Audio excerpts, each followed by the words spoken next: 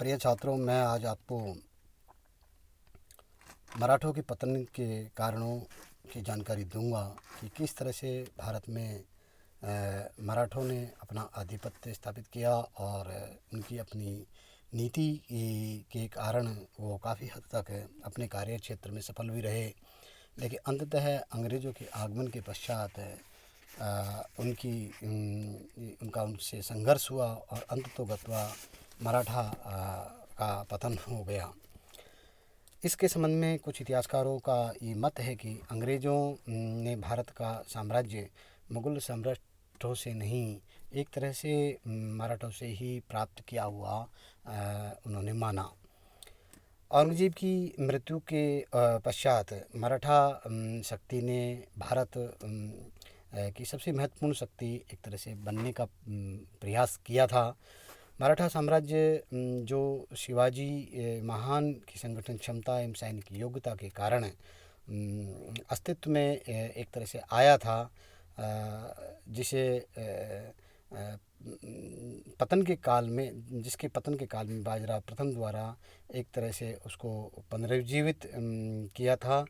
वह मुग़ल साम्राज्य के खंडरों पर अपनी सर्वोच्च राजनीतिक प्रभुता कायम रखने में एक तरह से सक्षम नहीं रहा था। तकरीबन 40 वर्षों तक मराठा शक्ति इस राजनीतिक प्रभुता के लिए अंग्रेज़ों के साथ एक तरह से संघर्ष करती रही। उसी मराठा शक्ति का तीसरे मराठा युद्ध में एक तरह से पतन हो गया। यह एक तरह से सत्य है कि 18वीं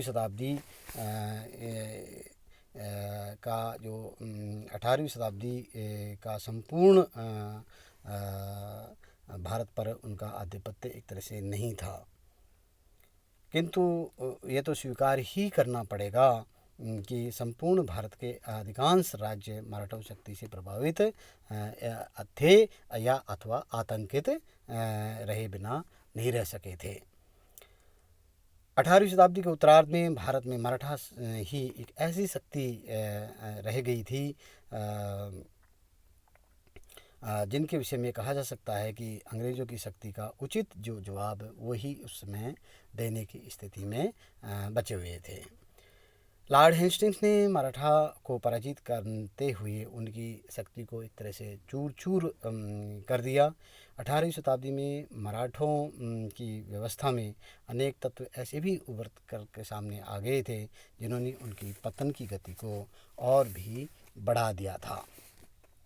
मराठों की साम्राज्य व्यवस्था में सर्वाधिक महत्वपूर्ण जो अगर हम उनके दोष की विवेचना करें तो हम पाएंगे कि उनका राजनीतिक संगठनात्मक दृष्टि से ढांचा जो था वो उत्तम नहीं था।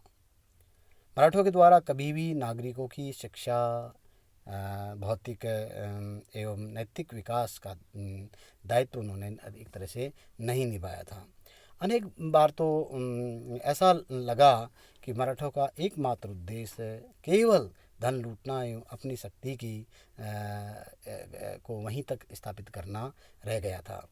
इस संबंध में डॉक्टर जदुनाथ सरकार ने लिखा है कि और कहा है कि चाहे शिवाजी के समय में या पेशवाओं के समय में सुविचारित संगठित जातीय उन्नति, शिक्षा, प्रचार या लोगों के एकीकरण का कोई प्रयत्न ही एक तरह से नहीं किया गया था।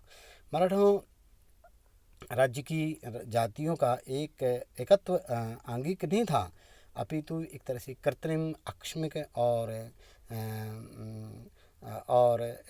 एक तरह से अनिश्चित ही था। उनका इस संबंध में ये भी मानना था कि मराठों का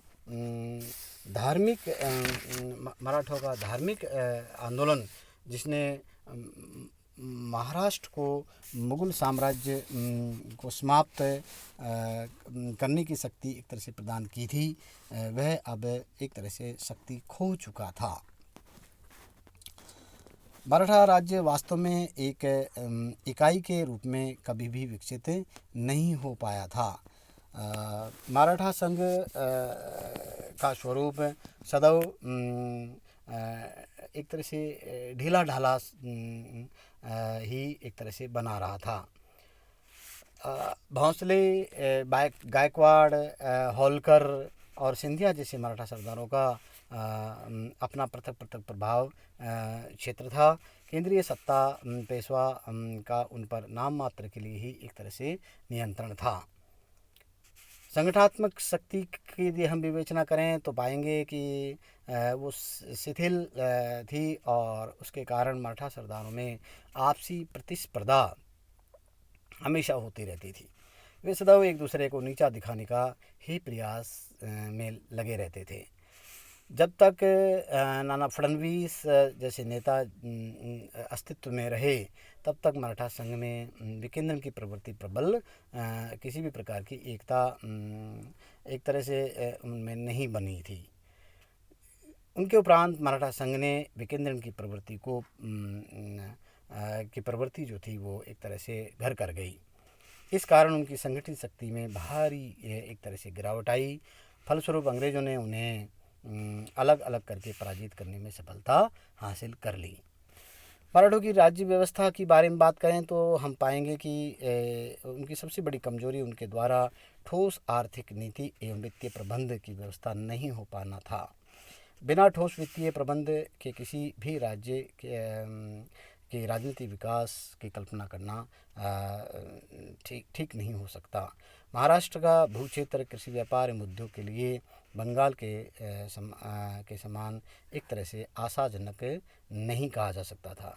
मराठों द्वारा आर्थिक विकास पर समुचित ध्यान न दिए जाने के कारण मराठों की आय के साधन अत्यंत ही एक तरह से अनिश्चित और सीमित हो गए थे। उन्हें चौथ जैसी आय के अनिश्चित एवं खतरनाक साधनों पर ही एक तरह से सदैव निर्भर रहना पड़ता था। जब भी मराठा सरदारों को आर्थिक संसाधनों की आवश्यकता होती थी, वे लूटपाट के द्वारा चौथ एकत्र कर अपनी आवश्यकता की पूर्ति करने में विश्वास करते थे। इस प्रकार चौथ वसूलना एक सामान्य परंपरा सी उनकी बन गई थी। दुर्भाग्यपूर्ण पक्ष ये था कि जिस राज्य में से जबरन चौथ की वसूली की जाती थी उस राज्य के सहयोग से मराठे वंचित हो जाया करते थे। वहाँ की अनिश्चितता के कारण मराठों की आर्थिक स्थिति दयनीय सदैव रहती थी। कृषि एवं भू राजस्व व्यवस्था के मामले में शिवाजी ने सदैव जागीर प्रथा को ही हतोत्साहित करने का प्रयास किया, किंतु उनकी मृत्यु के उपरांत जागीर व्यवस्था पुनः प्रारंभ हो गई। मराठा जागीरदार अपने व्यक्तिगत हितों को ध्यान में रखकर शेष सभी वर्गों के प्रति एक तरह से आंखें मूंद बैठे हुए थे। शिवाजी, बाजीराव प्रथम, माधवराव प्रथम, मल्हार राव, होलकर, महादाजी सिंधिया, फडणवीस जैसे कुछ अपवादों को छोड़ करके शेष जितने भी मराठा सरदार थे ने अपना समुचित और सुविचारित राजनीतिक कार्यों की अपेक्षा षड्यंत्रों में ही अधिक अपना समय लगाया। यह मराठा साम्राज्य के लिए एक तरह से आत्मघाती कदम सिद्ध हुआ। यदि इसके और कारणों की हम शिक्षा करें तो पाएंगे कि मराठों में 19वीं शताब्दी के प्रारंभिक दशकों में कोई योग्य नेतृत्व भी नहीं बचा था। 18वीं शताब्दी के अंतिम दशक में सभी योग्य नेताओं जैसे कि जिनमें महादाजी सिंधिया, अहिल्याबाई होलकर, माधवराव, तुकोजी होलकर, नाना फडणवीस आदि की मृत्यु हो चुकी थी। इन नेताओं के उपरांत बाजीराव द्वितीय पेशवा बना, जो एक दुर्बल पेशवा के रूप में ही सिद्ध हुआ। मराठों का नेतृत्व दौलतराव सिंधिया एवं जशवंतराव होलकर जैसे सेनापतियों के हाथों में एक तरह से आया। वो मराठों के लिए कोई खास नहीं कर पाए थे। उनमें योग्यता एवं चरित्र की एक तरह से कमी थी। दोनों ही एक दूसरे के प्रति संघर्ष एवं ईर्ष्या की भावना रखते थे। दूसरी ओर अंग्रेजों की ओर से अनेक योग्य राजनीतिक एवं सेनापति उनके विपक्ष में थे, जैसे जिनमें कि हम Elphinstone, Malcolm, Arthur Wellesley, general lake, Lord Wellesley, Lord Hastings जैसे लोग के सामने वो टिक नहीं पाए थे। मराठा का सैन्य संगठन भी अंग्रेजों की तुलना में एक तरह से दोषपूर्ण ही कहा जा सकता था। सामान्यतः मराठे गुरिल्ला युद्ध प्रणाली का ही हमेशा प्रयोग करते थे और उसमें निपुण भी थे। खुले मैदान निपुण हुआ करते थे। खुले मैदान में लड़ने की उनके पास अंग्रेजों के समान विकसित तकनीक और तकनीकी भी नहीं थी और न ही इस प्रकार का उनके पास किसी तरह का विस्तृत अनुभव ही था।